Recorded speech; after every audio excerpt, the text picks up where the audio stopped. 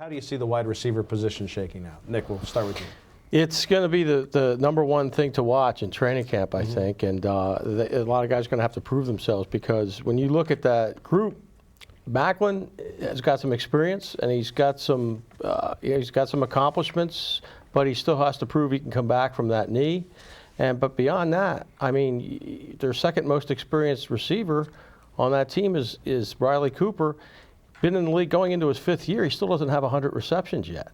I mean, to me, you would talk about Nick Foles trying to do it again. How about him trying to do it again, and without Deshaun Jackson changing the safety coverage over the top? Stretching the field, yeah. So I don't know, and I don't know.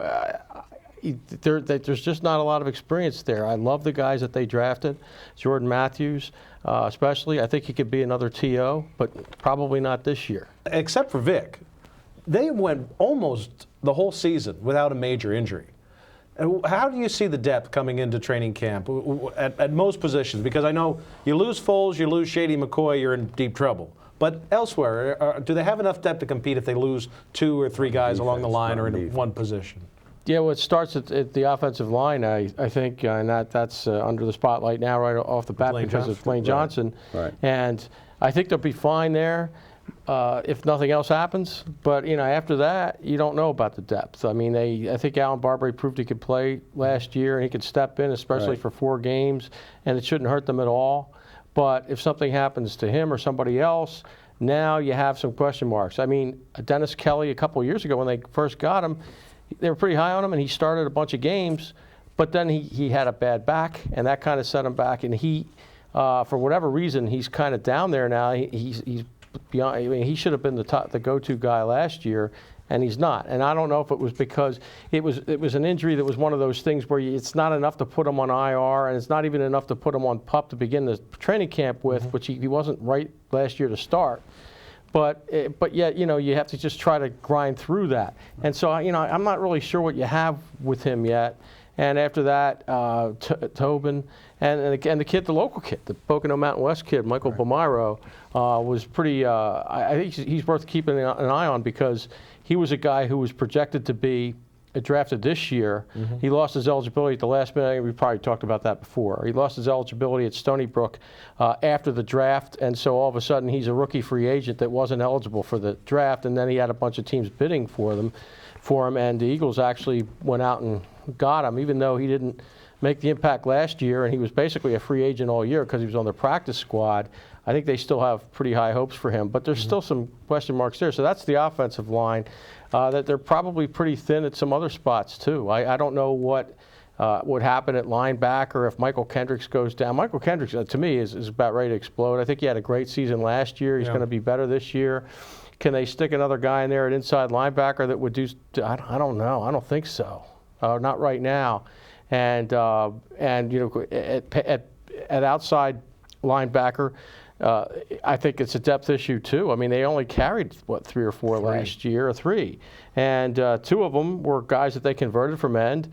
Trent Cole, Brandon Graham, and I think in a perfect world, they're not going to want to have that. They want to be able to clone a Connor Barwin and put him on the other side. That's what they're trying to do with Marcus Smith. And he won't probably be ready for that. So they do have some depth issues, I think, all the way around. Even on D-line, it depends on who would be the backup nose tackle. I think they have a couple different ends that they can plug in there. I like Vinnie Curry for the money. You don't have a better player than Vinnie Curry. For as many snaps as he was on the field last year, he was getting something done every time. But it's hit or miss. The one thing that they can withstand is an injury here or there at different positions. But if they get like 2 years ago, when all their offensive linemen went down, everybody, they're not going to overcome that. But there's not a team in the NFL that would overcome that. There's just nobody has that kind of depth, Right. And I think you're right. 2 years ago, I mean, they lost every offensive lineman, I think, at one point. 3 to 4. 3, 5. But there were even the others were out.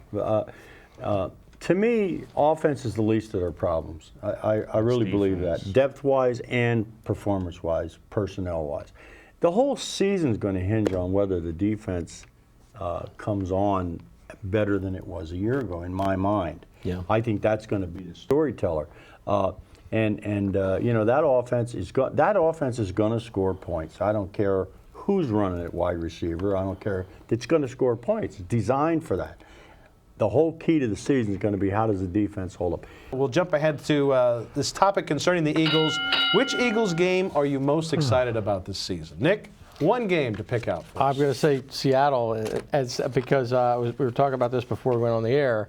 I think they can win that game and will win that game. Only because if you look at Seattle's schedule, they're coming across the country. They have the 49ers the week before the Eagles, the 49ers the week after the Eagles. Wow. I'm writing that one down. That's a trap game for them, a classic trap game for. And I think that's a game the Eagles can win even if they're in bad shape by that time, maybe out of it or whatever. It's a game that's very winnable, and so that's the one I want to see. Dennis, final 10 seconds are yours. The Dallas Cowboys. As an Eagle fan, diehard Eagle, every time you play Dallas, I don't care if it's home or away, those are the games.